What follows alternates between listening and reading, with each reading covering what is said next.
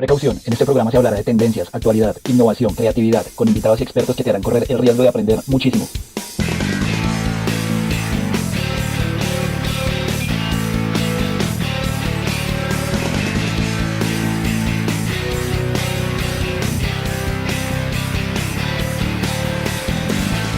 ¿Cómo ha sido el cambio de conducta del consumidor debido al COVID-19? Hola, yo soy Vanessa Gómez, estudiante de Mercadeo, y bienvenidos a Innovation Talks. El día de hoy nos acompaña el profesor del programa de Mercadeo, Guillermo Gutiérrez. El profe Guillermo se especializa en neuromarketing, su hobby favorito es leer, ama el fútbol y el tenis, y su pasión es cocinar, especialmente los domingos en casa. Bienvenido, profe Guillermo. Es un gusto tenerlo con nosotros. No, el gusto es mío de todas maneras. Muchas gracias por la invitación y espero acompañarlos de la mejor manera. Es un gusto. Gracias, profe. Y bueno, quiero comenzar, ya entraré en el tema y principalmente preguntarle, ¿qué es el neuromarketing? Bueno, hay que mirarlo desde varios tópicos y yo creo que una pequeña reseña es quizás mostrar un carácter histórico. Entonces, lo primero, el origen, de hecho yo lo publico así en mi artículo, en uno de mis artículos científicos en el año 2019, que el origen del neuromarketing nace con la economía experimental, pero quizá un poquito antes, porque viene con un premio Nobel que todos conocemos por la película Una mente brillante, etc. John Nash, que fue el que creó la teoría de los juegos, donde empieza a analizar a la persona como tal, desde el punto económico, digamos, y cómo se comporta un ser humano. O sea, ya no se mira como el consumidor como ese global, ya, sino que se empieza a mirar como la persona, cómo podía comportarse una persona en diferentes situaciones. Eso lleva a su seguidor, que es Bernard Smith, en el año 2002 a ganar el premio Nobel por crear la economía experimental. Es así como yo me introduzco también por la economía experimental al neuromarketing, porque sin darme cuenta en una investigación justamente descubro que lo que estoy haciendo es neuromarketing y no economía experimental como estaba pensando. Entonces, y eso fue cuando estaba haciendo mi doctorado. Entonces, si uno piensa en el neuromarketing, tiene que pensar que viene obviamente de la neurociencia, pero tiene este origen en la economía experimental, se apoya en la neurociencia, y de ahí para adelante yo ponía una definición que solamente venía de la neurociencia hace unos 2 años atrás, por eso digo que todo cambia muy rápido. Y en la actualidad, la verdad que me arrepiento un poco de haber escrito esa definición, aunque se ha usado varias veces ya, pero me arrepiento un poco porque la verdad es que ha cambiado mucho, entonces hoy día es muy multidisciplinario, es una disciplina, valga la redundancia, multidisciplinar, ¿ya? Entonces que tiene a la psiquiatría, psicología, la medicina, cualquier digamos, ciencia o disciplina que pueda actuar o verse bajo los temas cognitivos y conductuales. Perfecto, profe. Muchísimas gracias. Qué interesante ver cómo esa evolución del neuromarketing, que realmente no es lo que desde un principio fue y es tan holístico y se complementa desde tantas disciplinas. Es muy importante verlo desde esa manera. Y también me gustaría preguntarte, ¿qué es lo que usted considera que más ha afectado la publicidad y promoción por el COVID-19? Sin lugar a dudas, el miedo. Ya, los últimos estudios, y de hecho la última investigación que estoy trabajando, que en este momento está en Frontiers in Psychology, una revista suiza, para aceptación justamente, relata más o menos los temas que son conocidos como los llamamientos al miedo. Parece fea la palabra, pero es correcta. ¿Ya? O, si gusta y suena mejor, alusiones al miedo, ¿ya? Que son las que hace la prensa, las que hacen los gobiernos. Y, y una serie de especialistas de diferentes áreas, neurólogos, médicos, antropólogos, gente del marketing, y diferentes especialistas, como te digo, de muchas áreas, han determinado como el factor principal de la afectación, digamos, de la baja al consumo, a los llamamientos al miedo, a las alusiones al miedo. O sea que cada vez que un gobierno ya hace una medida que efectivamente es buena porque es preventiva, pero va totalmente en contra de la persona en lo que es el miedo. El miedo nos deja en inacción, ya no nos permite, nos produce angustia, depresión, estrés. Hay temas aún más graves como depresiones, suicidio, ya. Esto ya se viene analizando desde que partió la epidemia.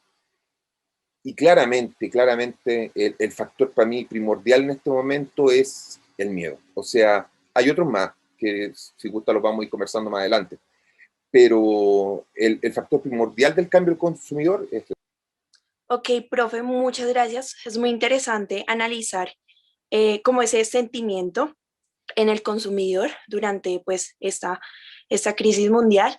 Y además de ello, quiero que me comentes qué cambio se puede confirmar en la conducta del consumidor durante la pandemia. Ya, son en realidad hartos. Como te decía, lo primero es considerar el tema del miedo como su principal cambio. Pero tenemos que ver varios. Uno de ellos es el apego a las redes sociales. Ya el consumidor se está dando cuenta de que las redes sociales tiene encuentra solidaridad, encuentra empatía, ya que no lo encuentra en los medios tradicionales, ya como la radio, la televisión, en los periódicos. Entonces, en las redes sociales le encuentra empatía.